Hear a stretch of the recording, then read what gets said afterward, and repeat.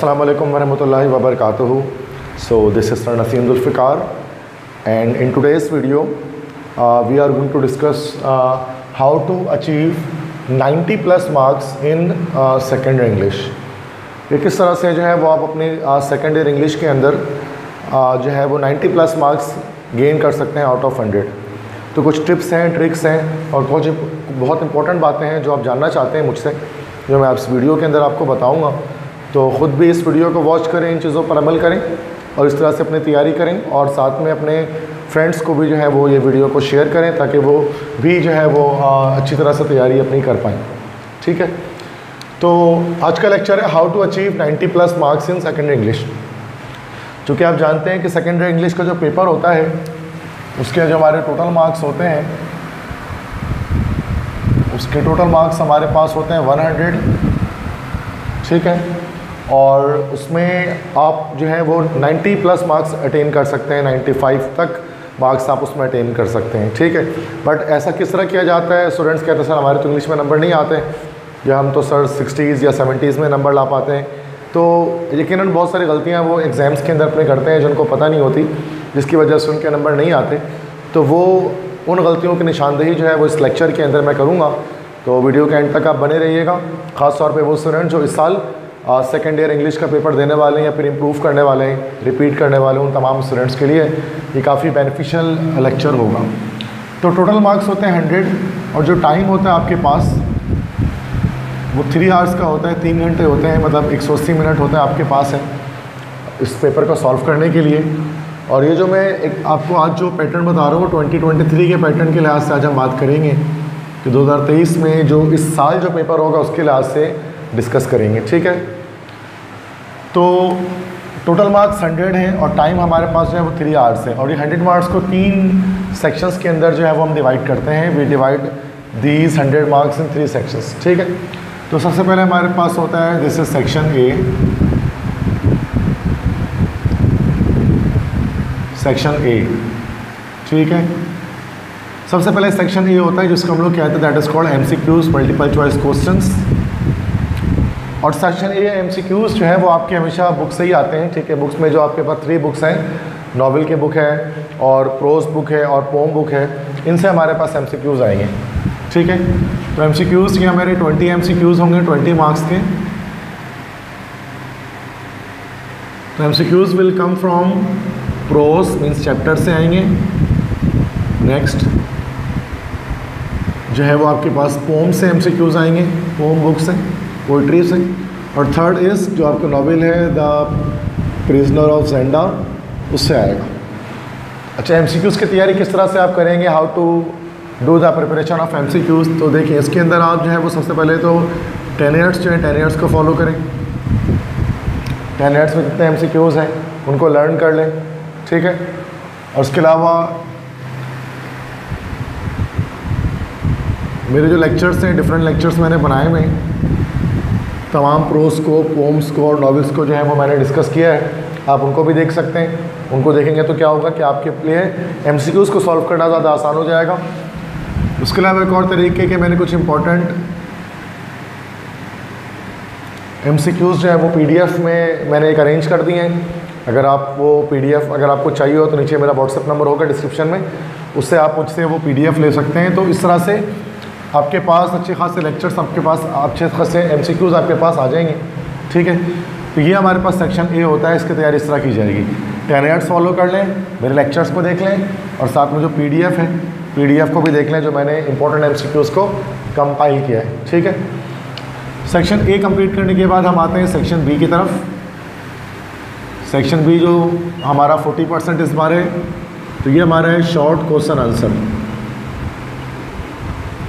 अब चूँकि ये 40% हमारे पास है short question answer, that's why इसके मार्क्स हमारे पास इस वक्त जो है वो 40 मार्क्स है, 40 नंबर का है। और इसके अंदर एक नोट मेंशन होता है, इसको जब आप सेक्शन बी जब आप करते हैं शॉर्ट क्वेश्चन आंसर, तो यहाँ पर एक नोट होता है। नोट में क्या है कि अटेम्प्ट एनी 10 क्वेश्चंस, तो 10 क्वेश्चंस आपको अटैम्प्ट करने होते हैं। अटैम्प्ट एनी 10 क्वेश्चंस और साथ में लिखा होता है कि select at least 2 question from each sub section. तो इसके अंदर बेटा और क्या होता है कि जो सेक्शन बी है ना, जो शॉर्ट क्वेश्चन आंसर है, वो 4 सब सेक्शंस के अंदर जो है वो ब्रेक होता है। It is further divided into 4 सब सेक्शंस।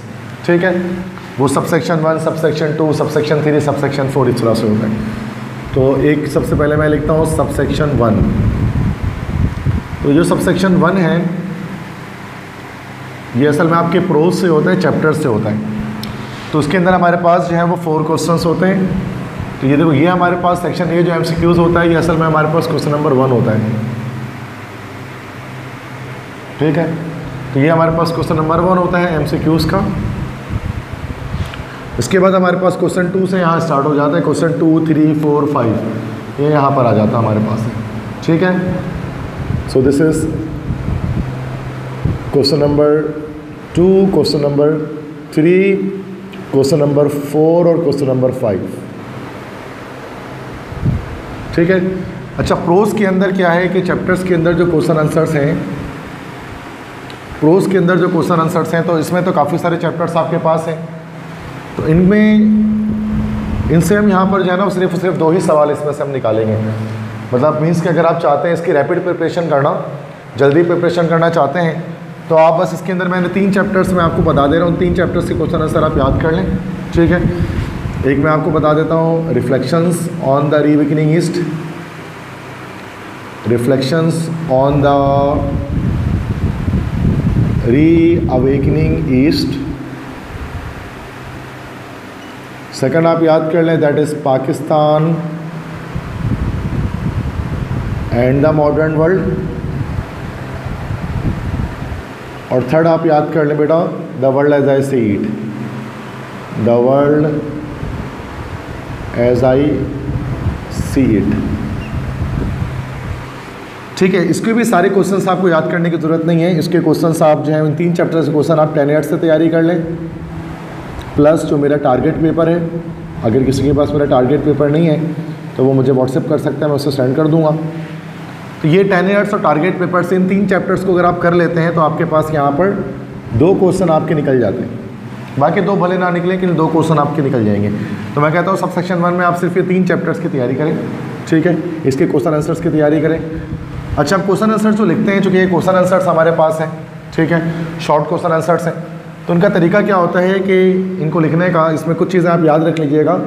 लेंथ ऑफ क्वेश्चन, बच्चे पूछते हैं कि सर लेंथ ऑफ क्वेश्चन कितनी होनी चाहिए, एक क्वेश्चन की लेंथ। तो बेटा जो आइडियल लेंथ इसकी होती है वो 10 to 15 लाइन्स, 10 से 15 लाइन पर जो है वो हम एक आंसर को लिख रहे होते हैं। ठीक है, और इसके साथ कोशिश करें include a quotation, include a quotation with every question या विथ एवरी आंसर। हर आंसर के साथ क्या करें, एक कोटेशन जो है वो आप एट द एंड डालें। ठीक है, अगर आपके पास कोटेशन है तो बहुत अच्छी बात है, अगर कोटेशन नहीं भी है तो आप मुझे व्हाट्सएप कर दें, मैं कोटेशंस के जो PDF हैं वो आपको प्रोवाइड कर दूंगा, ताकि आप हर एक के साथ एक कोटेशन लिखें। इससे क्या होता है कि जो आपके पास एक क्वेश्चन होता है ना, चूँकि 10 क्वेश्चन एड में हम करते हैं, तो एक क्वेश्चन 4 नंबर का है, तो 4 10 40, 40 नंबर बन रहे हैं ये। तो अगर आप कोटेशन ऐड करेंगे तो बहुत मैक्सिमम चांसेस है कि आप 4 out of 4 गेन कर पाएंगे। ठीक है, दिस इज सबसेक्शन 1। सबसेक्शन 1 के बाद फिर हम आते हैं सबसेक्शन 2 की तरफ।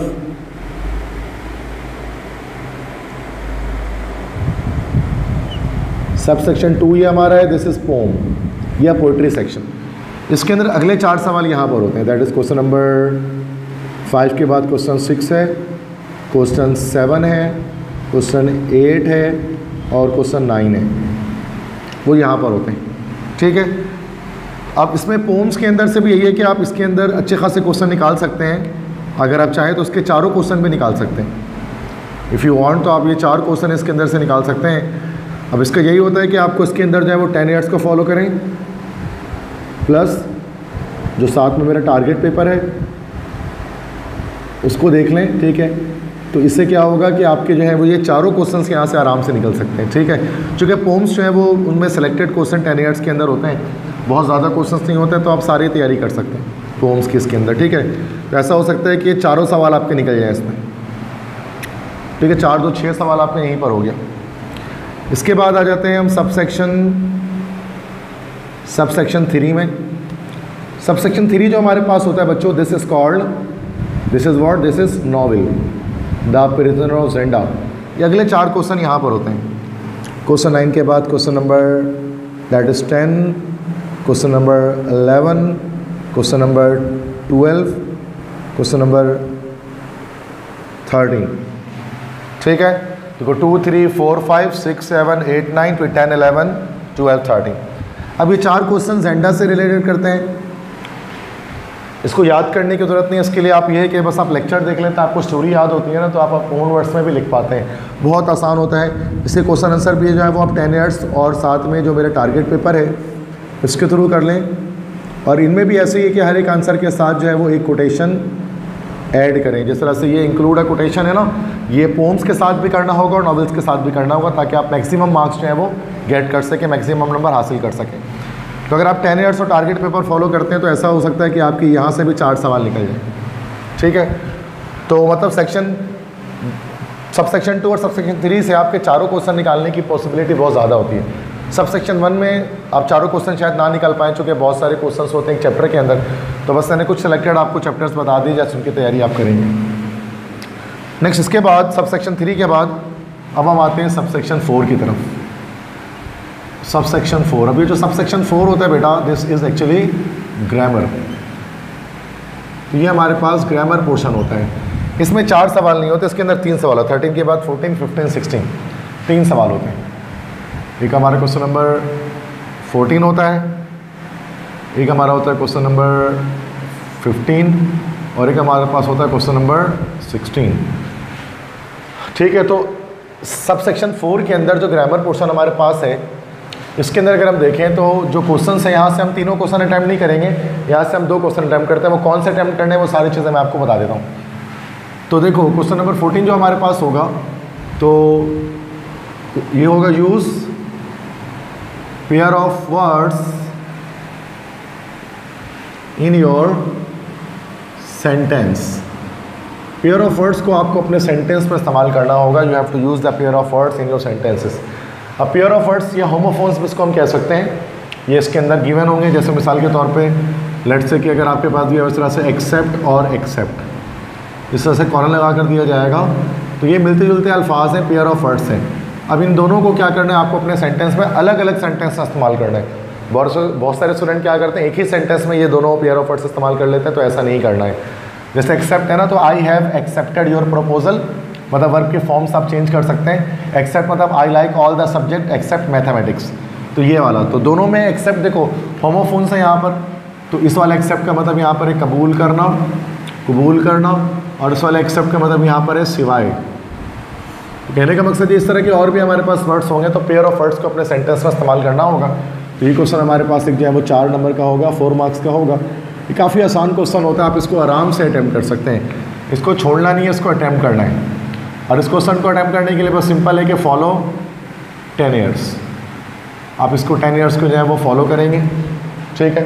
10 ईयर्स अगर फॉलो कर लेते हैं तो उसमें से ही हमारा पेयर ऑफ वर्ड आ जाता है, ठीक है। तो ये चीज़ हमारे पास हो गई। उसके बाद क्वेश्चन नंबर 15 हमारे पास होता है, that is use phrasal verbs in your sentences. तो फ्रेजल वर्ब को अपने सेंटेंस में इस्तेमाल करना है। This is also belongs to 4 marks. ये भी 4 मार्क्स का एक क्वेश्चन होता है। फ्रेजल वर्ब से हमारा कोई भी फ्रेजल वर्ब हो सकता है, लाइक मिसाल के तौर पे कि ब्रिंग अप आ गया एक लिखा हुआ, ब्रिंग अप मतलब परवरिश करना, तो आवर पेरेंट्स ब्राउट अप। तो इस तरह से बहुत सारे और हो सकते हैं, लाइक लुक इनटू आ सकता है, लुक इनटू का मतलब होता है छानबीन करना, ETC, इस तरह से आ सकते हैं, ठीक है। 4 नंबर के 4 मार्क्स के होते हैं। तो फ्रेजल वर्ब को, यानी 4 फ्रेजल वर्ब को क्या करना पड़ता है कि अपने सेंटेंस में इस्तेमाल करना पड़ता है। अब इसके अंदर भी आप क्या करेंगे, सिंपल है कि आप जस्ट 10 ईयर्स को फॉलो कर लें बेटा, 10 ईयर्स को फॉलो कर लेंगे तो आपको ये सारे फ्रेजल वर्ब जो है ना वो हो जाएंगे, ठीक है। आपको एक्स्ट्रा मतलब अगर आप फ्रेजल वर्क अगर इंटरनेट से आप सर्च करें या नोट्स में करें तो there will be so many phrasal work, तो आप कोशिश करें कि उसको आप जस्ट क्या करें कि जो है वो मतलब 10 ईयर्स के थ्रू आप इसको कर लें। उसके बाद क्वेश्चन नंबर ये भी आप आराम से कर सकते हैं। तो क्वेश्चन नंबर 14, 15 में मसला नहीं है, 2 क्वेश्चन यहाँ से ये वाले आपके निकल जाएंगे, ठीक है। क्योंकि मिनिमम 2 क्वेश्चन सेलेक्ट करना है, एटलीस्ट 2 क्वेश्चन आपको अटैम्प्ट करना है ना, तो यहाँ से ये 2 क्वेश्चन आप अटैम्प्ट कर लेंगे। क्वेश्चन 16 हम कोशिश करेंगे कि ये ना करें।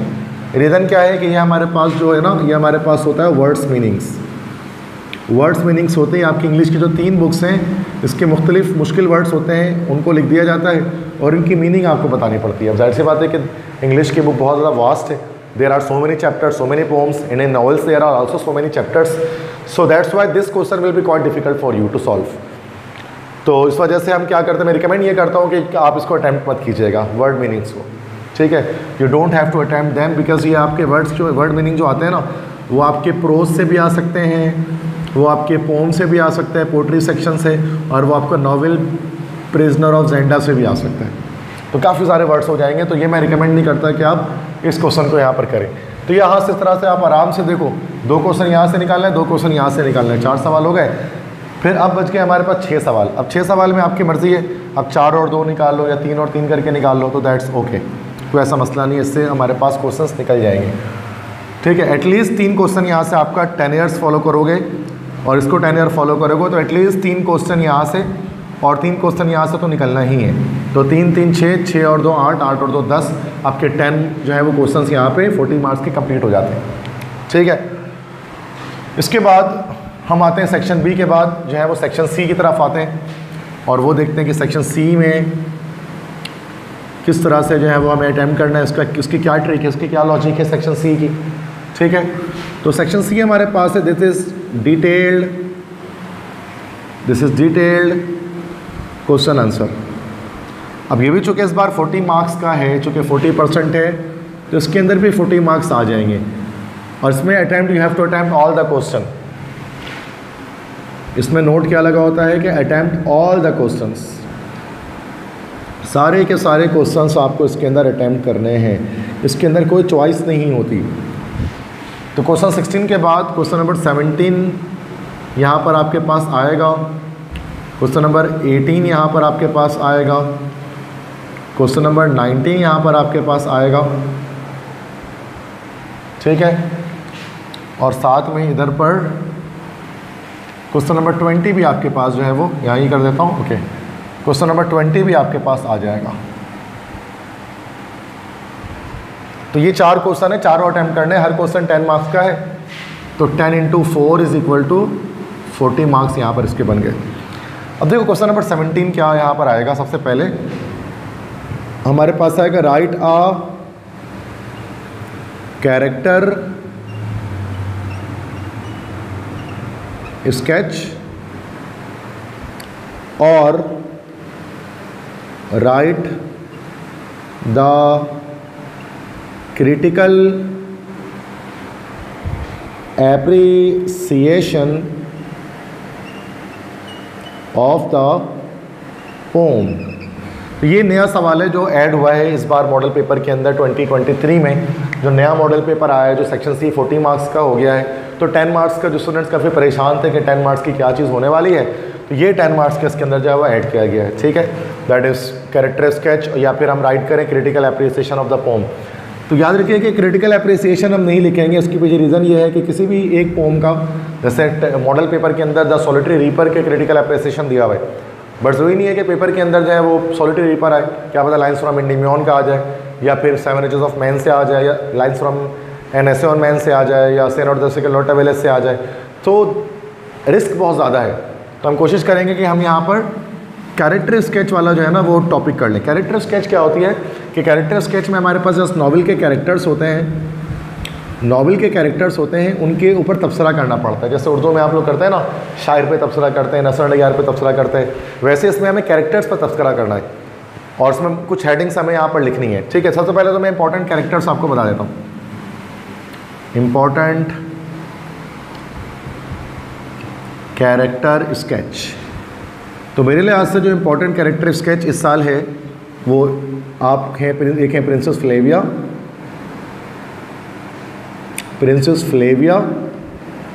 और एक है रुडोल्फ रोजेनडाइल। रुडोल्फ रोजेनडाइल, ये दो जो है वो हमारे पास मोस्ट इम्पॉर्टेंट है। अगर आप चाहें तो सेफ साइड के लिए आप यहाँ पर जो है वो ब्लैक माइकल भी कर सकते हैं, ब्लैक माइकल। तो ब्लैक माइकल जो यहाँ पर आप करेंगे तो ये ब्लैक माइकल आपके फॉर सेफ साइड होगा, मतलब 90% चांस है कि आपका प्रिंसेस थलेविया रोजेनडाइल आ जाए, बट सेफ साइड के लिए आप ब्लैक माइकल कर सकते हैं अगर आप रिस्क फैक्टर रिमूव करना चाहते हैं तो, ठीक है। वरना हमारे पास कोई एक ही कैरेक्टर आएगा, उसी पे लिखना होगा ना, तो कोशिश ये करें कि रिस्क फैक्टर रिमूव कर लें, तो 3 स्केचेस कर लें। और अगर आपके पास उसके कैरेक्टर स्केच मौजूद नहीं है नोट्स के अंदर तो आप मुझे व्हाट्सएप कर दें, मैं PDF आपको भेज दूँगा, आप उसको प्रिंट करवा लो या फिर आप PDF के थ्रू याद कर लो। इसका तरीका क्या होता है कैरेक्टर स्केच का, इसमें हमारे पास इसमें हमें एटलीस्ट 5 to 6 हेडिंग्स हमें लिखनी पड़ती हैं, एटलीस्ट 5 to 6 हेडिंग्स हमें लिखनी होंगी, और a dialogue with every heading. और जितनी भी हेडिंग आप इसके अंदर लिखेंगे, हर हेडिंग के साथ जो है ना वो आपको एक डायलॉग लिखना पड़ेगा, ये भी ज़रूरी है। मतलब जो डायलॉग जो उस कैरेक्टर का है, जिससे उसकी वो जो नेचर है वो साबित हो रही हो, वो नेचर सामने हो रही है। जैसे कि शायर पे तबसरा जब आप करते हैं तो शायरी आप लिख रहे होते हैं, और इस तरह से जब आप नस्ल के आप तबसरा करते हैं तो नकादों की आरा वगैरह आप इसको लिख रहे होते हैं। तो क्वेश्चन नंबर 17 ही हमारे पास हो गया। क्वेश्चन नंबर 17 के बाद हमारे पास क्वेश्चन नंबर 18 आएगा, राइट एन ऐसे। इसमें हमें क्या करना पड़ेगा बेटे, ऐसे लिखना पड़ेगा। ये ऐसे भी हमारा जो है वो 10 मार्क्स का होगा। अब ऐसे के इंपॉर्टेंट टॉपिक क्या है इस साल के लिए, काफ़ी स्टूडेंट्स मुझसे पूछ रहे, तो मैं यहाँ पर आपको 5 टॉपिक्स बता देता हूँ बेटा। तो ये 5 टॉपिक्स आपको कर लेना है, इंशाल्लाह आपका ऐसे निकलेगा 100%। एक आपका PSL 8 ये कर लेना है, एक आपका इन्फ्लेशन इन पाकिस्तान, पाकिस्तान में जो महंगाई है, इन्फ्लेशन इन पाकिस्तान, इसको कर लेना है। इन्फ्लेशन ऑफ पाकिस्तान के बाद मतलब पाकिस्तान में जो महंगाई की सिचुएशन है उस पर। उसके बाद थर्ड आपको कर लेना है street crimes, street crimes. Fourth आपको कर लेना है this is gas load shedding, gas load shedding. और लास्ट आपको कर लेना है social media, impacts of social media in society. ये बड़े 5 करते हैं तो इंशाल्लाह एक क्वेश्चन यहाँ से एक ऐसे इसमें से इस साल जो है वो आया हुआ होगा बोर्ड एग्जाम्स के अंदर, ठीक है। तो ये हमारे पास मोस्ट इंपॉर्टेंट एसेस हैं। अगर आपके पास ये एसेस नोट्स में है तो ओके, नहीं आपके पास नोट्स में है तो सिंपल सी बात है कि आप मुझे व्हाट्सएप कर दें, तो मैं इसका PDF जो है वो आपको प्रोवाइड कर दूंगा। तो काफ़ी स्टूडेंट्स कह रहे हैं कि सर आप वीडियो में कह रहे हैं कि व्हाट्सएप कर दें, व्हाट्सएप नंबर तो आपने कहीं बताया ही नहीं। तो बिल्कुल सही कह रहे हैं बच्चे कि मैंने व्हाट्सएप नंबर नहीं बताया, तो मैं यहाँ पर व्हाट्सएप नंबर लिख देता हूँ। तो ये व्हाट्सएप नंबर मेरा है 0300 215 2272। इनमें से किसी भी चीज़ की नीड आपको है, जो कुछ मैं बता रहा हूँ, तो आप इस पर मुझे व्हाट्सएप कर सकते हैं, ठीक है।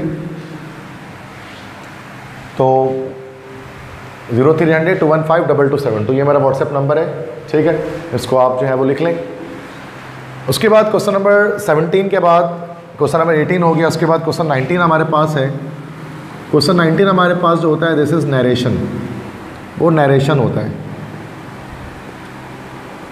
नरेशन होता है, ग्रामर पोर्शन होता है असल में। जो क्वेश्चन जो हमारे सेक्शन C के अंदर आ रहा होता है, इसके अंदर हमारे पास 4 पार्ट्स होते हैं, 4 पार्ट्स क्वेश्चन होते हैं, 1 2 3 4 और 5 पार्ट्स होते हैं। तो एक क्वेश्चन हमारे पास जो है वो 2 मार्क्स का होता है, तो 2 × 5 ये हमारा 10 मार्क्स का नरेशन बन जाता है। नरेशन के लिए सिंपल यही है कि आपके पास 5 टाइप्स ऑफ नरेशन है, इनको आप देख लीजिएगा। 5 टाइप्स ऑफ नरेशन है। नरेशन की 5 टाइप्स होती हैं, असर्टिव नरेशन, इस तरह से interrogative narration, imperative narration, exclamatory narration, operative narration. इसके 5 टाइप्स हैं। इसके लिए क्या है कि मेरे लेक्चर्स हैं, ठीक है, यूट्यूब पर मेरे लेक्चर्स मौजूद हैं नरेशन पर, इन 5 टाइप पर। बस हम उनको देख लीजिएगा तो आराम से आपके ये 10 मार्क्स यहाँ से सिक्योर हो जाएंगे। उसके बाद लास्ट क्वेश्चन आपके पास आता है क्वेश्चन नंबर 20। क्वेश्चन नंबर 20 जिसको हम लोग कहते हैं कॉम्प्रीहेंशन, कॉम्प्रीहेंशन या फिर इसको हम लोग कहते हैं this is also known as passage. Comprehension या पैसेज, इस क्वेश्चन को किस तरह से अटैम्प्ट करना है कॉम्प्रीहेंशन के क्वेश्चन को। इसमें क्या होता है कि एक पैराग्राफ आपको दिया होता है, लास्ट क्वेश्चन ये होता है, इसमें एक पैराग्राफ आपके पास मेंशन होता है। उस पैराग्राफ से आपको कुछ जो है वो नीचे फिर उसके क्वेश्चंस होते हैं लिखे हुए, तो पैराग्राफ को रीड करके आपको क्वेश्चंस के आंसर देने पड़ते हैं, ठीक है।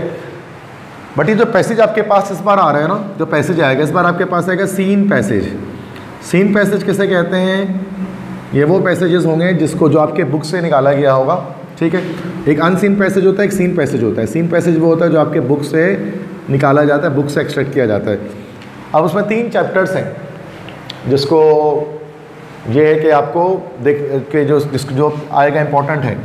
सबसे पहला आपके पास आ जाएगा इसके अंदर, चलो मैं इसको भी बता देता हूँ आपको, ठीक है, कि कौन से चैप्टर से यहाँ पर हमारे पास आएंगे। तो एक पैसेज हमारे पास होगा, वॉट एवर एक पैसेज हमारे पास लिखा होगा, 5 लाइन 10 लाइन 15 लाइन जितने भी लाइन्स का। इसके बाद जैसे क्वेश्चन किया जाएगा, पहला सवाल जैसे आस्क किया जाएगा वो उसमें ये आएगा, identify the text, the title of text and author. तो पहला क्वेश्चन आपसे ये किया जाएगा कि टेक्स्ट के जो टाइटल है वो बताएं और जो ऑथर है, मतलब जो उसके मुसन्निफ लिखने वाले लिखारी हैं उनके बारे में बताएं। तो बेटा 3 चैप्टर्स बहुत इंपॉर्टेंट इसके अंदर हैं। एक आपका है, याद कर लीजिएगा, that is reflections on the reawakening east, जिसको लिखने वाले इसके ऑथर का नाम है, इसके जो ऑथर हैं वो हैं बर्ट्रैंड रसल। सेकंड चैप्टर जो आपके पास इंपॉर्टेंट है वो है Pakistan and the modern world, Pakistan and the modern world. इसके जो ऑथर हैं, इसको जो लिखारी हैं, लिखने वाले हैं, इनका नाम है Liaquat Ali Khan was the first prime minister of Pakistan. Next उसके बाद है the world as I see it, the world as I see it. The world as I see it के लिखने वाले हमारे पास जो ऑथर हैं ये हैं एल्बर्ट आइंस्टाइन। तो बेटा ये मोस्ट इंपॉर्टेंट हमारे पास पैसेजेस हैं। तो आइडेंटिफाई अगर आपसे कहा जाए ना कि भाई टेक्स्ट को और ऑथर को आइडेंटिफाई करें, तो ये 3 है। अब आप सर हमें कैसे पता लगेगा कौन से पैसेज से आया हुआ है? तो उसके लिए सिंपल सी बात है कि ये तीनों चैप्टर्स पर मेरे लेक्चर्स आप जाएँ यूट्यूब पर, और यूट्यूब पर आप इस लेक्चर्स को मेरे देख लें मेरे चैनल पर, ठीक है। उसको बस एक बार आप उसको सुन लें, रीड कर लें, आपको खुद ही समझ में आ जाएगा कि किस चैप्टर में कौन से पैसेज मौजूद है। मैंने लाइन बाय लाइन ट्रांसलेशन भी मैंने अपलोड की हुई है और समरी भी अपलोड किया है। आप समरी भी देख लेते हैं, आपको ये पता लग जाएगा। रिफ्लेक्शंस वाले चैप्टर के अंदर इंटरनेशनल अफेयर्स पर बात की जा रही होती है, मतलब इंटरनेशनल पॉलिटिक्स पर बात की जा रही होती है, तो वो पाकिस्तान वो reflections on the reawakening east है। इस तरह से Pakistan and the modern world में पाकिस्तान के बारे में बात हो रही है। लियाकत अली खान पाकिस्तान की क्रिएशन, उसके एस्टैब्लिशमेंट, उसकी प्रॉस्पेरिटी के बारे में बात कर रहे हैं। The world as a seat के अंदर ये एक फिलोसॉफिकल चैप्टर है, इसमें डिफरेंट जो है वो ज़िंदगी के जो पहलू हैं उन पर बात की गई है, ठीक है। तो ये चीज़ें अलग अलग हैं। तो पहला क्वेश्चन आपका ये आता है। सेकंड क्वेश्चन जो भी आप आएगा ना वो आपका फ्रॉम पैसेज से आएगा, मतलब पैसेज से मुराद ये कि कुछ ऐसा क्वेश्चन होगा जिसका आंसर आपको पैसेज में मिल गया होगा, वो आपको कर लेना है। थर्ड क्वेश्चन जो यहाँ पर आएगा, ठीक है, इसको मैं ऊपर लिख देता हूँ। आई थिंक सो कि शायद आप नीचे इसको यहाँ ना देख पाएँ, और आई थिंक बोर्ड में जगह भी मेरे पास नहीं है, तो मैं उसको ऊपर लिख देता हूँ, ठीक है। क्वेश्चन 3 को, क्वेश्चन 3 जो हमारे पास आएगा, this is right the meanings of underlined words. तो बेटा ये क्वेश्चन, पहला question identify the text and author, ये 2 मार्क्स का हो गया। ये वाला क्वेश्चन भी जो फ्रॉम पैसेज से आएगा 2 मार्क्स का आएगा, 4 नंबर हो गए। बाकी ये अगले 2 क्वेश्चन 3 मार्क्स के आएंगे इसके अंदर। तो ये होगा right the meanings of underline words. Underline words होंगे, 3 वर्ड्स होंगे, 1 2 3 अंडरलाइन होगा वो पैसेज के अंदर। आपको उसको क्या करना है बेटा, यस आपको उसके मीनिंग्स बताते हैं, इंग्लिश टू इंग्लिश मीनिंग बतानी, इंग्लिश टू उर्दू नहीं बतानी है। अब ये मसला है कि सर ये हमें कैसे पता लगेगा, तो इसके लिए सिंपल है कि मैंने इन 3 चैप्टर्स की जो 3 इंपॉर्टेंट चैप्टर है, that is reflection, Pakistan and the modern world, the world as I see it, इसके वर्ड्स मीनिंग्स जो है वो मैंने कंपाइल किए हैं। तो अब बस उनको आप PDF को आप देख लेंगे तो आपको वर्ड मीनिंग यहाँ से निकल जाएगा, ठीक है। तो ये वर्ड्स मीनिंग आपको कहाँ से करनी है, मैं यहाँ पर मेंशन कर देता हूँ, PDF से करनी है। और PDF अगर आपके पास नहीं है तो फिर इस नंबर पर ना व्हाट्सएप करना है PDF के लिए, ठीक है। उसके बाद क्वेश्चन नंबर 4 हमारे पास आएगा। क्वेश्चन नंबर 4 है, दिस इज, तो right the parts of speech of bold and italicised words. तो ये भी बेटा हमारे पास जो है वो 3 मार्क्स का होगा, ये भी 3 मार्क्स का होगा। पार्ट्स ऑफ स्पीच को आइडेंटिफाई करना होता है, उसके अंदर हमारे पास बोल्ड फॉर्मेट में लेट्स से कि जैसे कि बर्थ लिखा हुआ है तो ये जो इटैलिक फॉर्मेट में थोड़ा तिरछा करके, तिरछी राइटिंग जो होती है ना, बर्थ इस तरह से बर्थ लिखा होगा पैसेज के अंदर। अब आपको इस तरह से 3 वर्ड्स इसके अंदर टोटल हमारे पास होंगे। इन वर्ड्स के क्या करना है, पार्ट्स ऑफ स्पीच आपको डिटरमिन करना है कि आइदर ये बर्थ हमारे पास एक नाउन है, ये एक वर्ब है, एक एडजेक्टिव है, एक एडवर्ब है। टोटल 8 पार्ट्स ऑफ स्पीच होते हैं, वो कौन सा पार्ट्स ऑफ स्पीच है। तो ये आपकी ग्रामर के नॉलेज से ये होगा, ये वाला काम पार्ट्स ऑफ स्पीच को आइडेंटिफाई करना है। अगर आपको नहीं आता कि सर ये कैसे करते हैं, तो इसका भी PDF मेरे पास है। तो ये इसका PDF क्या है वो यहाँ पर मैं आप मुझसे व्हाट्सएप कर देंगे तो मैं आपको दे दूँगा, ताकि आप अच्छी तरह से तैयारी कर सकें। इस तरह से ये जो है वो आपका पैसेज का क्वेश्चन इस तरह से जो है वो कंप्लीट हो जाएगा, और आपके जो है वो मार्क्स इस तरह से आपका 3 घंटे का पेपर जिस तरह से ओवरऑल कंप्लीट हो जाएगा। तो देखिए बच्चों, तो ये हमारे पास ओवरऑल देख सकते हैं, यहाँ पर इसके स्क्रीनशॉट आप ले सकते हैं। ओवरऑल लेक्चर के मैं यहाँ से हट जाता हूँ, ठीक है। देख लें, ये मैंने टोटल आपको टिप्स और ट्रिक्स आपको बता दिया कि किस तरह से आपको पेपर की तैयारी करनी है, क्या क्या चीज़ें करनी है, क्या क्या चीज़ें छोड़नी है, कौन सी चीज़ किस तरह से करना है। तो डोंट पैनिक नहीं होना। सबसे पहली चीज़ तो ये कि आप, बहुत सारे बच्चे व्हाट्सएप पे मैसेजेस करते हैं, काफ़ी पैनिक होते हैं कि सर ये चीज़ हमें नहीं आ रही, हमारी तैयारी नहीं है, हमारा क्या होगा। तो देखो, टेंशन के अंदर किसी भी जो है ना वो प्रॉब्लम का सॉल्यूशन नहीं है। टेंशन जो है वो इटसेल्फ एक हमारा जो है वो प्रॉब्लम है। तो टेंस ना हो, फ्री माइंड के साथ जो मैंने आपको टिप्स और ट्रिक्स बताई हैं उसके थ्रू आप जो है वो तैयारी करें, ठीक है। बाकी कोई चीज़ है, कोई भी आपको उसमें से कोई चीज़ रिक्वायर्ड है जो आपके पास नहीं है, आपके नोट्स में नहीं है या आपके पास नहीं है, तो आप इस व्हाट्सएप के थ्रू आप इस पर मुझसे ले सकते हैं। जो कि मैं अक्सर ईजी वर्डिंग के अंदर, आसान वर्डिंग के अंदर मेरे नोट्स होते हैं। मैं कोशिश करता हूँ कि वर्डिंग्स ईजी हो, ऐसी हो जो बच्चे को ईजिली याद हो सके, मेमोराइज हो सके, या जो एक बार फर्स्ट टाइम पढ़े उसको समझ में आ जाए कि सर ने क्या कहने की कोशिश की है इन क्वेश्चन आंसर्स के अंदर। तो ये मेरी हमेशा से कोशिश रही कि चीज़ों को आसान किया जाए, ठीक है। तो ये इस तरह से सेकंड इंग्लिश का पेपर जो इस साल बच्चे देंगे, तो इंशाल्लाह आपके जो है वो पेपर इन तमाम टिप्स और ट्रिक्स की वजह से, स्ट्रेटजीज़ की वजह से काफ़ी ज़्यादा आसान हो जाएगा, ठीक है। तो बेस्ट ऑफ लक तमाम स्टूडेंट्स को अपने एग्ज़ाम्स के लिए। जितने बच्चे इंशाल्लाह आप लोग सेकेंड ईयर में ज़्यादा मेहनत करें, ज़्यादा एफर्ट्स लगाएं और अच्छे नंबर सिक्योर करें, ठीक है। बस यही है कि मुझे अपनी दुआओं में याद रखिए, ज़्यादा से ज़्यादा। जल्द हाजिर होगा नए लेक्चर के साथ, तब तक के लिए अपने टीचर्स और नसीम जुल्फ़िकार को इजाज़त दें। अल्लाह निगहबान।